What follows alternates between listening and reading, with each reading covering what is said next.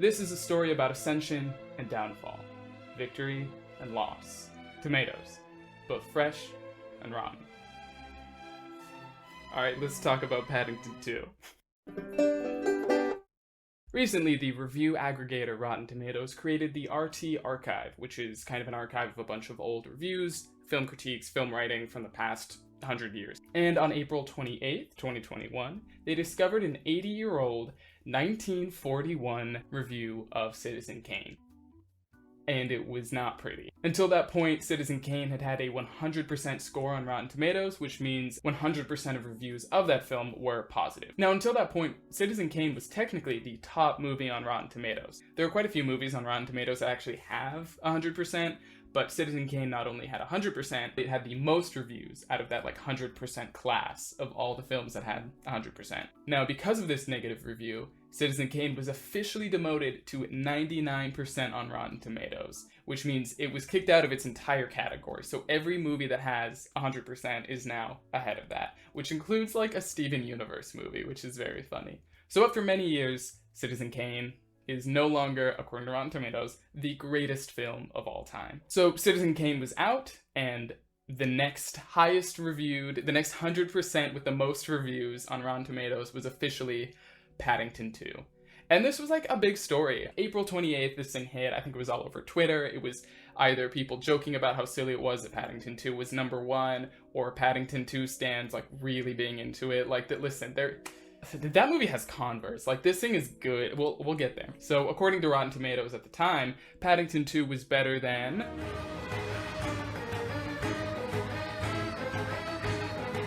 But unfortunately, Paddington 2's glory was not to last forever. Okay, we're taking this off. I like this hat, but part 2, is Paddington 2 even that good? The answer is obviously yes, absolutely. If there is anything to be gained from any of this, it is just watch Paddington 2. I don't know, it's $4 on Amazon Prime. I will share my Venmo if that's what it takes. Just watch the movie. I think it's wonderful. But let's talk about it, because this is a movie worth talking about. Paddington 2 is kind of a meme movie, not in the way that Shrek is, but more in the way that Ratatouille is, kind of. But even with Ratatouille, it's not about quality, it's just about, the concept. With Paddington 2, the joke is that it's Paddington 2, a sequel to a movie that people don't really talk about, and it has, some of the highest ratings of any film ever. So how do we reconcile with this? How do we deal with Paddington? Before I get to Paddington 2, though, we gotta talk Paddington 1. The biggest question when I tell people how good of a film Paddington 2 is, of course, is what about Paddington 1? Do I need to see Paddington 1? Is this required viewing to fully appreciate and enjoy the cinematic quality of Paddington 2? I would say no. Listen, Paddington 1 is a fine film. It is gorgeous, the cinematography is great. All the actors are giving it their all, they're doing a great job. Specifically, Nicole Kidman kind of rocks it in the villain role, she's really doing it. The movie's basically Elf. I'm getting a lot of Elf vibes. Magical character comes to a modern day city that they have previously been obsessed with. It's about expectations and found family and stuff. It's fun. I would say watch Paddington 2. If you really need more, if you need more of that content, yeah, then watch Paddington. And all you really need to know is there is a bear. His name is Paddington. He comes from a place called Darkest Peru, which is not real. He is an immigrant. He is a refugee, and he gets adopted by a family. That's it. That's where we open with Paddington 2. I would say Paddington 1 is about the juxtaposition between the UK's history of colonization and cultural imperialism with its modern day anti-immigration sentiments. Paddington nobody cares that Paddington's a bear, but it's really about the fact that he's an immigrant. And I think that is fascinating. Anyways, Paddington 2. No, it's not happening. No. I love this movie. Unapologetically, I love this movie. It's maybe one of my favorites. There is just so much sentimental sweetness, but also cinematic gold here. It is genuinely funny. The performances are iconic, especially Hugh Grant. People usually bring up Hugh Grant's performance in this because it might be his best, and he personally has said this might be his greatest performance, or the greatest film he's worked on. I agree, 100%. He gives it his all. He takes it to 100, and it's every single actor. Ben Whishaw, who plays the titular role. It is the titular role! His voice work is incredible. He's flawless. Everyone in this movie, every single actor is really giving it their all. It's also British acting royalty. There are so many notable actors in this movie, and a lot of them almost feel like plot twists that you don't expect that actor to be there, but then they are. The cinematography is gorgeous. And especially the CG in this movie. Obviously, Paddington himself is a marvel of computer-generated imagery, and the way he interacts with the world and the way he's depicted is fantastic. But there are just so many little bits of just wonderful, just oh my, the scene building, like the world building and the stop motion vibes. Like, there are some scenes here. Listen, you just gotta watch Paddington 2. This movie is also chock full of setups and payoffs. Film writing 101, the setup and the payoff are some of the most classic tools used in screenwriting, in film structure, and writing, whatever. It's a concept that you set something up, a character, an idea, a concept, and then you pay it off later. And Paddington 2 is like this gorgeous sandwich of a film where there are so many setups. Like, every single character has a little beat, a little moment, a little interest, something or other that is established that pays off later. And I think this is really a big part of what makes Paddington 2 so much fun to watch, so engaging, so interesting, and feels so solidly well built, is it's this perfect, like, double-sided thing where, especially in the third act, everything that is introduced in the first act, every character quirk, every little moment comes back in this fun little action scene. Like, I tried to count the number of setups and payoffs in this movie, and I got past 20, and I gave up. There are just too many. It is shocking. Like, it is so good. And at the heart of Paddington 2 is Brexit.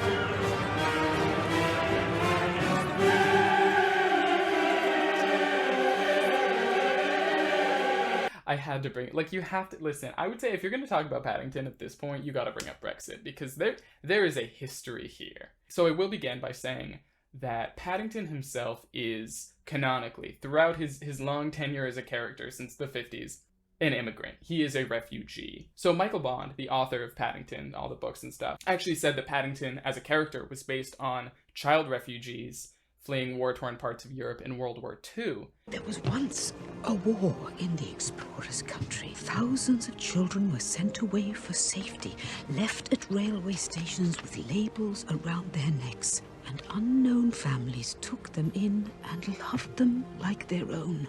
They will not have forgotten how to treat a stranger. So the Paddington story has always held the sentiments of acceptance and equality and really just altruism and community at its whole. And that is what Paddington as a character represents. All of his little catchphrases, everything he says, everything he does, is really about supporting others without expecting anything in return, about self-sacrifice. His whole goal in this movie is one of the cutest things I've ever seen. I'd like to get my Aunt Lucy a birthday present. Oh. I've got my eye on an old pop-up book of London. I think that's what really works about this character, and why I think in this movie especially, it really gets tied together. In Paddington 1, he's just trying not to get murdered and to find a home, I guess. But in Paddington 2, he has this like clear-line goal that really takes him through the whole movie. Even in the third act, when there's what I would define as an action scene, he's not trying to like get Phoenix Buchanan. Like, his sole goal here is just to get that book. Which brings us back to Brexit.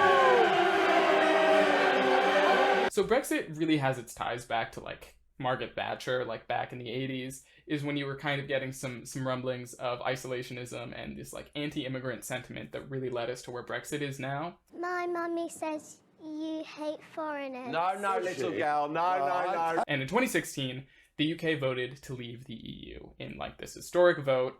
It's complicated, and I'm just a little American boy. I've never been to the UK. Not my lane, but we will be talking about it regardless. Paddington 2 is basically about Brexit, in my opinion, thematically and within subtext. I would argue it is the first major like post-Brexit movie, and it does continue a lot of themes of the first one that include this like, again, like post-colonialism, this isolationism, this anti-immigrant sentiment. This one specifically feels like it's about Brexit. So Brexit's about a lot of things. It's all about isolation and British exceptionalism, which is kind of represented within the movie by Hugh Grant's character, Phoenix Buchanan, and Brendan Gleeson's character, Knuckles McGinty. I don't do nothing for no one for nothing. I would argue the main theme of Paddington is that altruism and community prevail over isolationism and exceptionalism. And you see this both through the failings of Hugh Grant's character and Brendan Gleeson's character overcoming his own flaws and insecurities. And in the end, this is a movie about a refugee being wrongly accused of a crime, going to jail, which, when I saw this movie, I don't think I had seen any trailers, and I hadn't seen the first one, and I didn't know what was going to happen. At the end of the first act, when Paddington goes to jail, it was just such a plot twist to me, and I didn't know the places that this movie was going to go. So in the end, how Paddington wins over Hugh Grant's character is not only his own altruism and trust in others, but the fact that those others come to his aid and support him. Is building community over time is highlighted in this movie, and that is what is most important in the end, which I find to be wonderful. I mean, this movie rocks. I mean, Paddington 2 is taking on Brexit, the justice system, prison reform. Paddington does prison reform in this. I want everybody to know that in Paddington 2, Paddington attempts and succeeds at prison reform. This movie does it all. Now this brings us to May 28th, 2021, a month to the day after Paddington 2 became the greatest film of all time, according to Rotten Tomatoes. A single review from 2018 was added to Rotten Tomatoes, and the review was not positive. I'm sorry, but the fact that, like, the exact thing that happened to Citizen Kane then in turn happened exactly a month later to Paddington 2. I mean, it is tragic. This movie flew too close to the sun, which brings us to the review itself. Let's talk about it. So I've got it right here. This is a review posted by Eddie Harrison. He rated the film 2 out of 5 stars. And obviously, please do not attack this man, do not bully this man. Everyone is entitled to their silly little opinion about Paddington 2. But, like, I have to read it. I have to read this review because I need to share my thoughts on it. Ahem. When I was 5, my mother took me to see a statue of Peter Pan in London. I was excited to see the character I knew well from Disney comics, whatever, dressed in green, with the glowing light of Tinkerbell by his side. Londoners and J.M. Barrie fans will know in advance that the rather drab-looking statue doesn't look like that at all. That's not my Peter Pan, I told my mother, and I was right. So when it was announced that Paddington Bear, another much beloved fixture of my childhood, was getting a makeover, I shivered at the prospect. What would they do to my beloved bear? I just need to stop right there. So the first paragraph depicts a story that I guess was meant to highlight a point, which I don't think was the point he intended to make here. Little Edward was a fan of the Disney, I would say, animated version of Peter Pan, written by J.M. Barrie, and went to see a statue of the character. It wasn't the Disney version. It wasn't the cartoon, the animated version that he was used to from watching an adaptation of the story, of the book. So he saw this statue of a character from a book, and it was not the same version as the character in the Disney movie he watched. As a 5-year-old, he said, "That's not my Peter Pan," which I would argue is a very understandable reaction to have as a child.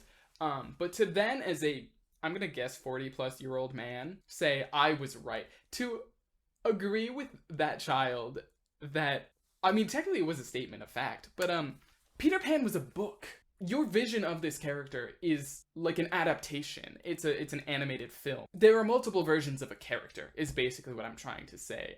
And the way stories work is people can change them and adapt them, and they can grow over time. The author then goes on to discuss Michael Bond and the Paddington books and the Paddington TV show. And I think this is where we get our main disconnect and the reason why he doesn't like this movie. Because it's not about the cinematography or really the structure, the character work. Well, technically it is a character work, because he doesn't like the Paddington in this movie. He doesn't like the fact that this Paddington is not the Paddington from the television show. This man is letting his like childhood version, his own nostalgia, his like consider his own depiction of a character that he's used to getting in the way of what I would call a pretty independent work. His first real issue is with Ben Whishaw's performance as Paddington, and if you're coming after Ben Whishaw, you're done. You're done. It's over for you. I'm sorry, but like, nobody's coming after Ben. Paddington is voiced by Ben Whishaw. He did spell his name incorrectly, I will note that. And sounds like a member of some indie pop band coming down from an agonizing ketamine high.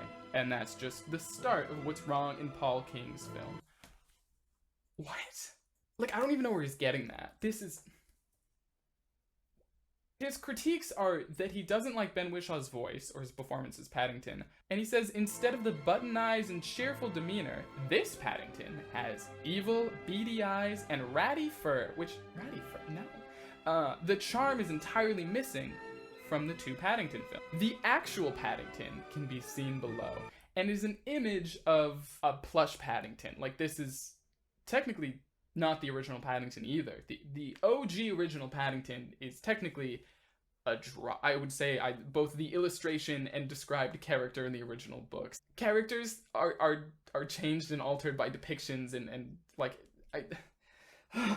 He also states, in situations that this Paddington finds himself in are contrived and ridiculous. It simply shouldn't happen to a bear. Eddie, I don't think anything that happens to Paddington in any version of Paddington should be happening to a bear. I think the whole point is that it's silly. This is not my Paddington bear, but a sinister, malevolent imposter who should be shot into space or nuked from space at the first opportunity. Eddie, I'm speaking to you directly now. Do you not see how hypocritical it is that you, as a child, were mad at a statue depicting a character from the book because it didn't look like the character from an adaptation, and you agree with that sentiment? You still feel that, I guess, for Peter Pan. But an adaptation of a character is not okay to you because it's not the version of the character that was in the book or the show from your childhood. See, I'm getting some if I can't have what I want, nobody can energy here. I'm getting some anger coming from you. I think you could learn things about not judging a character based on your preconceived notions of them. There's this really good movie all about that. It is called Paddington 2. I think you should watch it again and give it a second look. Anyways, this man gave 5 out of 5 stars to the Goldfinch, a 3 out of 5 to Brahms the Boy 2, and 4 out of 5 stars to Madagascar, which, actually, that one is fair. 2 out of 5 stars for Paddington 2. Anyways, this review was posted, officially added to Rotten Tomatoes, and Paddington 2 quickly joined Citizen Kane in the 99% category. It only got a month. This movie only got a month in the sunshine as the greatest film of all time on Rotten Tomatoes. So you may be asking yourself, well, if Paddington 2 is no longer the greatest film of all time according to Rotten Tomatoes, what is? And I am pleased to report that it is Toy Story 2. If there was any movie that deserved it, if Paddington 2 can't have it, it's Toy Story 2. That's the least we can hope for. That is a bittersweet ending, but at least it's Toy Story 2, which is arguably, in my opinion, the greatest Toy Story. Anyways, this man ruined my life and happiness, but please don't harass him. In conclusion, Rotten Tomatoes is silly. None of this matters. Cinema is art. Art is subjective. You're allowed to like or dislike whatever you want. There will always be someone who doesn't like that thing that you really like, and that can be really hard. But if you need to, read their argument for why they don't like it and go point by point and retort, even not to them personally, if that makes you feel better, wonderful. I'm very, if that's what it takes, to really heal and move on. Anyways, watch Paddington 2.